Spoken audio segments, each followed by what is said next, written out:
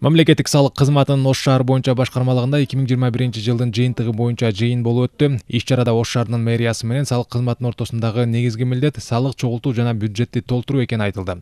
Жыйында мамлекеттик салык кызматынын Ош шаары боюнча башкармалыгынын башчысы 2021 жылга аткарылган иштердин жыйынтыгы жана 2022 жылга карата пландар тууралуу маалымат берди. Ошондой эле салык чогултууну санариптештирүү тутумдарына, анын ичинде заманбап контролдук кассалык машиналарды ишке киргизүүгө, көмүскө экономикага каршы турууга, жергиликтүү бюджетке салык чогултууну көбөйтүүгө өзгөчө көңүл бурулду. Быйыл салык кызматынын алдына маанилүү милдеттер турат. 2021 жылдын жыйынтыгы боюнча салык кызматынын Ош шаары боюнча башкармалыгы тарабынан 1 миллиард 186,2 миллион сом салык жыйналып, план 101,6%га аткарылганын көрсөтүүдө. Быйыл жаңы кабыл алынган салык кодексинин үстүндө иш башталды. Анда салык кызматына бир катар ыйгарым укуктар берилген. Ошол эле учурда шаардык салык кызматы быйылкы жылы жергиликтүү бюджетке 1 миллиард 370 миллион сом өлчөмүндө салык чогултуу планын койгон.